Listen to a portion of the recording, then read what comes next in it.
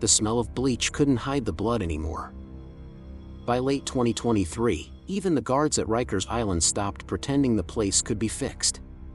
Every clang of the gate, every echo down those grim corridors, was another reminder that the most infamous jail in America hadn't learned a thing from decades of scandal.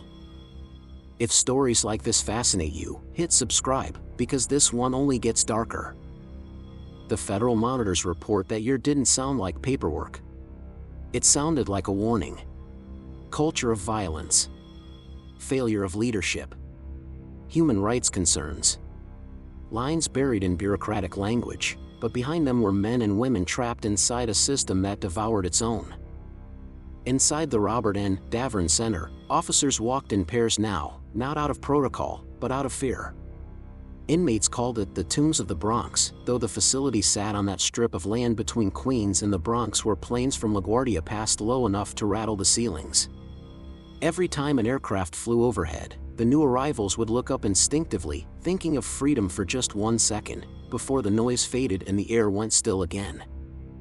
For years, the Department of Correction had promised reform. Cameras were installed. Oversight increased. But inside those walls, nothing changed. The same corners where officers had beaten detainees in 2015 were still soaked with the same tension. The same cells where suicides were once covered up were still dim, still reeking of sweat and mold. And then came the new warden, an optimist sent to restore order. His arrival was supposed to be a turning point, but the staff called him the ghost. He walked the tiers in silence, his shoes echoing over the metal grates, clipboard pressed to his chest. Everyone knew he'd been sent by City Hall to make things look better, not to make them be better. In October 2023, an inmate named Raymond Perez, 26 years old, awaiting trial for assault, filed a complaint. He claimed officers were staging forced fights in the showers, betting on outcomes, and paying off gang leaders with cigarettes and commissary credits. It sounded outrageous, until a leaked photo reached the Monitor's office, 2 men stripped to their boxers, bruised, standing in ankle-deep water as officers laughed in the corner. The image spread like wildfire across internal channels. But by the time investigators arrived, the camera was gone, the officers were transferred, and Raymond Perez was missing. The report would later call it an unexplained inmate transfer. But those who worked the night shift knew transfers didn't happen without signatures, buses, or chains. And no one had seen any of those. Some said Raymond had been moved upstate quietly, to keep him safe. Others whispered he'd been put in a mental observation cell and never brought out. In a place like Rikers, truth was a rumor that didn't survive past sunrise. By the time the Monitor's next inspection came around, the facility had been scrubbed, the logs rewritten, and everyone ordered to keep their mouths shut. But one correction officer, new to the island, young enough to still believe in rules, slipped a note under the Monitor's door. It was only 3 words long. They made him disappear. The Monitor paused before locking the envelope in his case. Because if that note was true, then Rikers Island wasn't just a jail anymore. It was a secret the city was desperate to keep. The official line said Raymond Perez had been moved for his safety. But inside Rikers Island, safety was just another word for isolation. By November 2023, the Federal Monitor's office had started asking questions, quietly, cautiously, through channels meant to protect whistleblowers. But each request for information hit the same wall: incomplete records, unsigned logs, staff unavailable for comment. Behind the scenes, the Department of Correction insisted nothing was wrong. Yet something about this case made even seasoned investigators uneasy. The first clue came from a nurse in the mental observation unit. She told the Monitor she remembered a man matching Perez's description, brought in with bruises around his ribs and wrists, but there was no intake form, no medical file, and no discharge record. He'd simply vanished from paper, the way only someone on the inside could make happen. At Rikers, information didn't flow, it leaked. Officers traded rumors like currency. Some said Perez had been talking too much about the fight rings. Others said he'd recorded something on a smuggled phone. One guard swore he'd seen Perez's name scratched into a cafeteria tray 2 weeks after the alleged transfer, like a desperate signal left behind. And somewhere in the background, the ghost warden was holding closed-door meetings. His tone was calm, his eyes steady, but everyone understood the message: no media, no leaks, no heroes. The fewer people who asked questions, the longer the island could keep its secrets buried under concrete and silence. Still, pressure was building. By late November, the Federal Monitor released an interim report, 57 pages, that read like an autopsy of a dying institution.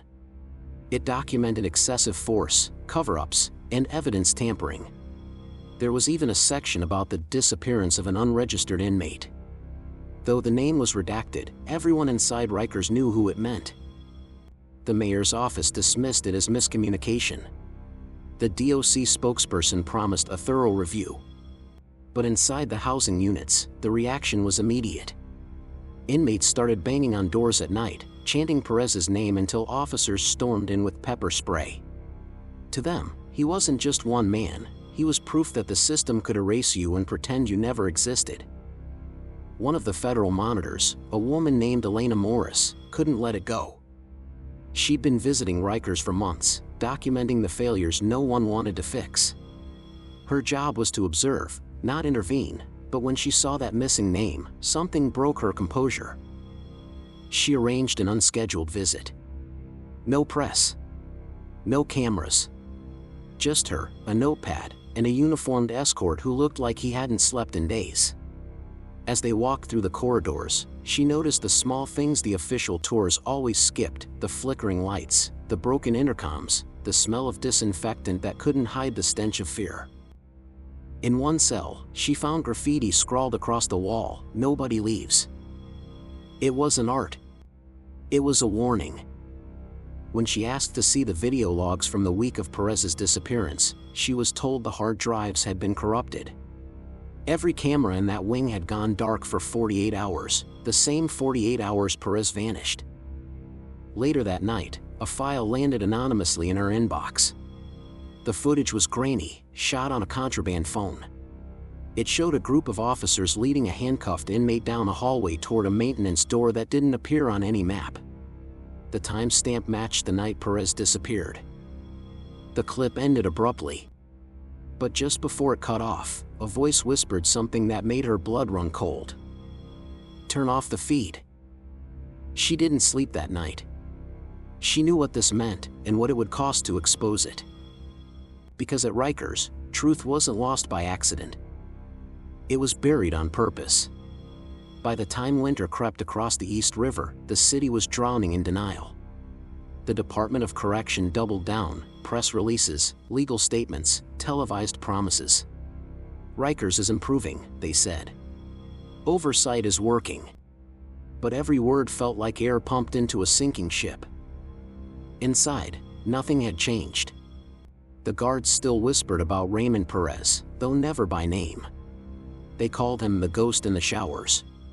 His story traveled faster than orders, and in places where walls carried sound better than truth, his absence became its own kind of rebellion.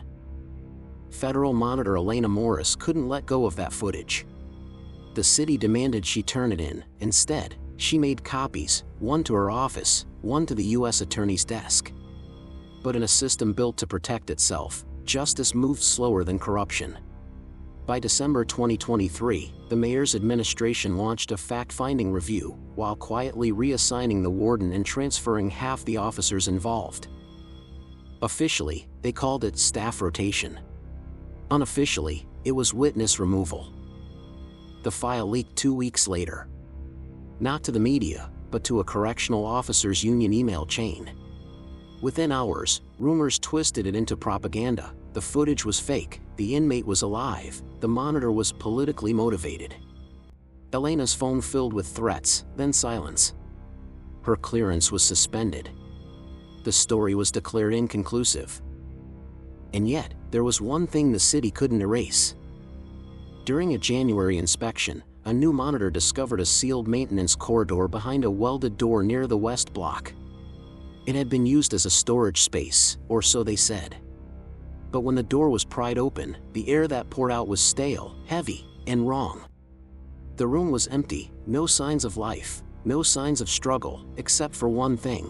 Carved into the concrete wall were the same 3 words from the anonymous note that started it all. They made him disappear.